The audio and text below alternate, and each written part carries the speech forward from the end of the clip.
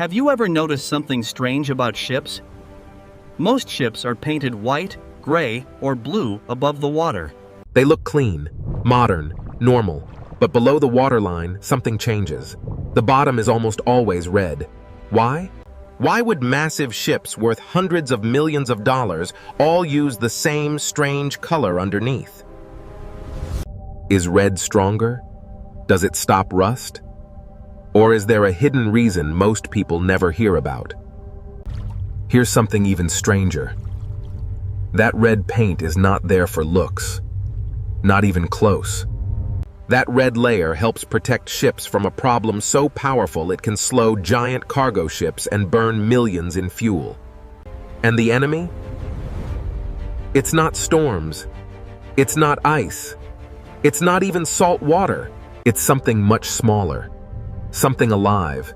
And what happens under the water is more shocking than most people imagine. By the end of this video, you'll understand why ships paint their bottoms red and how this practice started centuries ago. You'll also see why the future of shipping may soon change forever. And there's a surprising twist near the end. The truth is, ships are not actually painted red for the reason most people think. To understand why, we first need to look at the part of the ship almost nobody ever sees. The underwater world. Because the most important part of a ship is hidden below the surface. The moment a ship touches water, a silent invasion begins. Not in days, not in hours. Almost immediately. At first, nothing looks different. The hull still appears clean, smooth, perfect. But on a microscopic level, the attack has already started. Tiny bacteria begin sticking to the ship's surface. They form a thin, slimy layer called biofilm. You can think of it like a sticky welcome mat. Once that layer forms, other organisms arrive. Algae attach next, then seaweed, then small shell creatures, and eventually, one of the ship industry's biggest nightmares appears. Barnacles. These creatures may look harmless. They're small, slow, silent, but together, they become a massive problem. Barnacles stick to surfaces with incredible strength. Once attached, they are very hard to remove, and they don't come alone. Over time, thousands, even millions of marine organisms can cover one ship. What started as smooth steel slowly turns into a rough, living surface. A ship becomes an underwater ecosystem.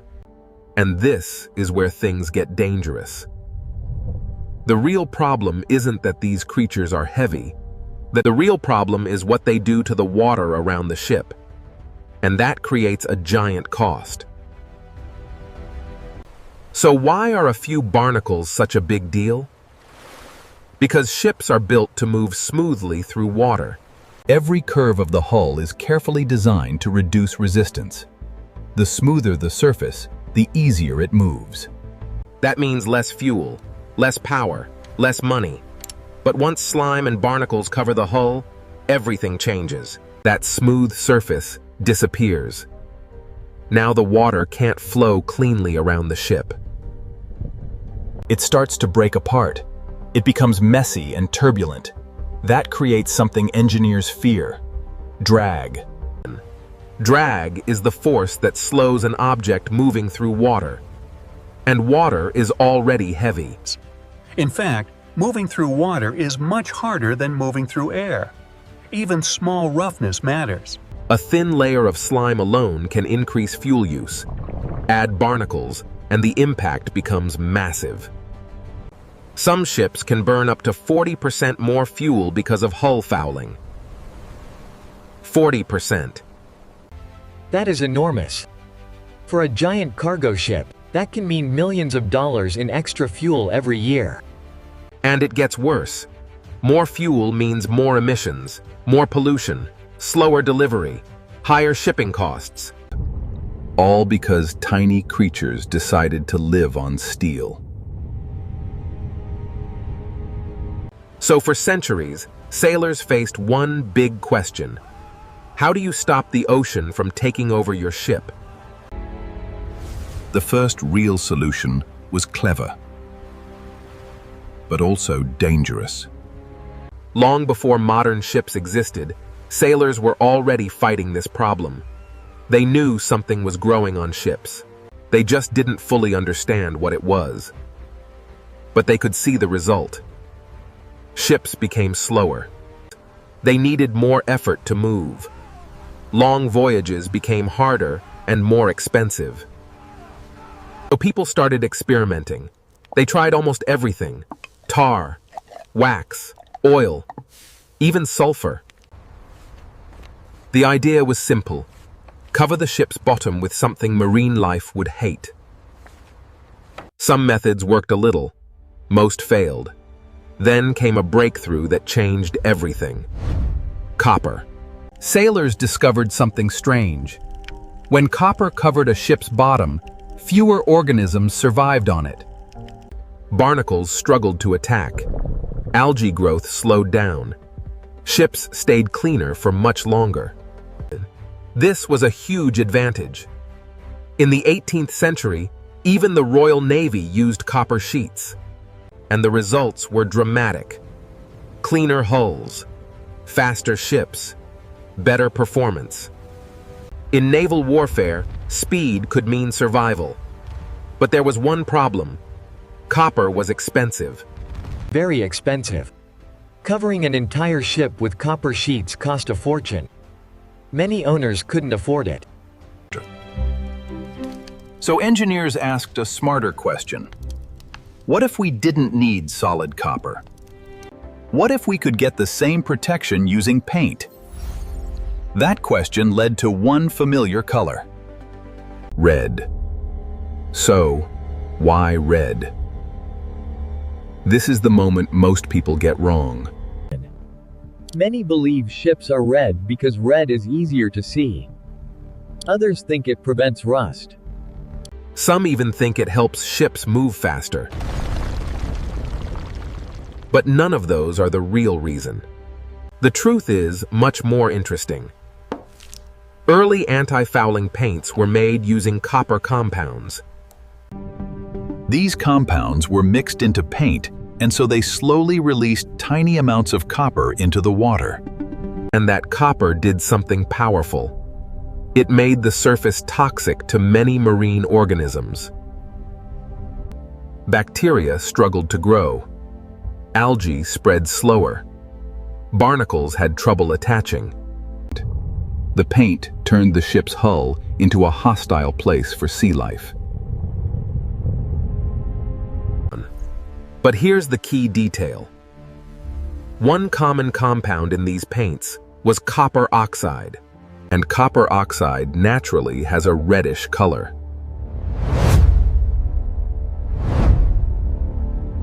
That means ships were not painted red because engineers chose red on purpose. They became red because the chemical inside the paint was red. The color was just a side effect. That's the big twist. Red was never the function. Copper was. The red color became a visual signature of anti-fouling paint. Over time, it became tradition. But the story gets even more interesting. If red is only a side effect, why blue or green bottoms? Today, not every ship has a red bottom. Look closely, and you'll notice something surprising. Some are red, some are blue, some are green, black, or even gray. So what changed? The answer is technology. Ship coatings have evolved a lot. Modern engineers are no longer limited to old copper-based paints. They now use advanced materials. Some coatings still use copper, but many newer ones work differently. Instead of poisoning organisms, they make the hull extremely slippery. So slippery that algae and barnacles struggle to hold on. Imagine climbing a wall covered in oil. You can touch it, but you can't grip it. That's how modern coatings work. These are called foul-release coatings. They don't kill marine life. They make attachment difficult. Some use silicone-based materials. These create smooth, low-friction surfaces. That gives ships two major benefits: less fouling and less drag. Better fuel efficiency. But if these coatings are so good, why hasn't shipping abandoned old anti-fouling paints? Because solving one problem created another. A much bigger one. For years, anti-fouling paint helped ships stay fast and efficient. But there was a hidden cost. The same chemicals protecting ships were slowly leaking into the ocean. And that became serious. Copper may stop barnacles, but it doesn't only affect barnacles. It can harm other marine life. Tiny organisms can be affected. Fish habitats can suffer. Harbors collect toxic metals over time. The solution created a new danger. Protect the ship, or protect the ocean. That became the industry's big dilemma.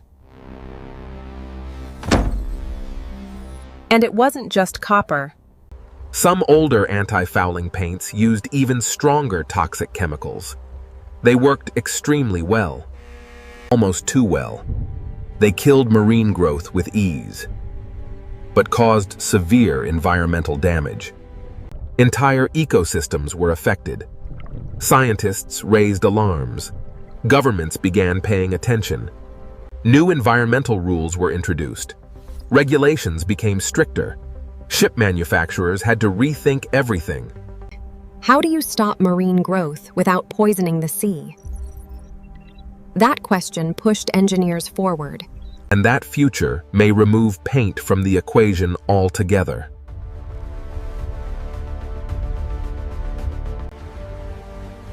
So what does the future look like? Surprisingly, it may not look like paint at all. Engineers are now building technologies inspired by nature. One fascinating example comes from sharks. Shark skin looks smooth from a distance, but under a microscope, it has tiny riblets. These patterns reduce drag and make it harder for organisms to attach. Scientists are trying to copy this design onto ship hulls. This is called biomimicry. Learning from nature to solve human problems. But that's only one idea. Some ships now use ultrasonic systems. These send tiny vibrations through the hull. The vibrations make it harder for organisms to settle and grow. Other ships use air lubrication. This sounds futuristic, but it's real. Tiny bubbles are released under the ship. They create a thin layer between hull and water. Less contact means less friction.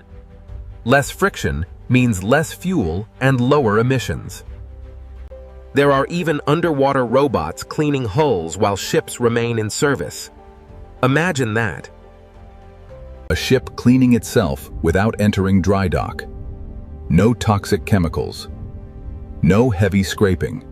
Just smart engineering. And this brings us back to the original question.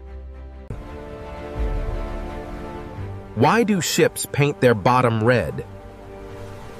The answer is simple. Not because red is special. Not because ships need that color. For centuries, red became the visible mark of an invisible battle. A battle against drag, against corrosion, against marine life, against the ocean itself. That red strip below the waterline tells a much bigger story than most people realize. It tells the story of chemistry, engineering, survival, and human innovation. The next time you see a ship moving across the ocean, look a little closer. Above the surface, you'll see steel. But below the water, an invisible war is always happening. And that red bottom? It's not decoration. It's centuries of engineering hiding in plain sight.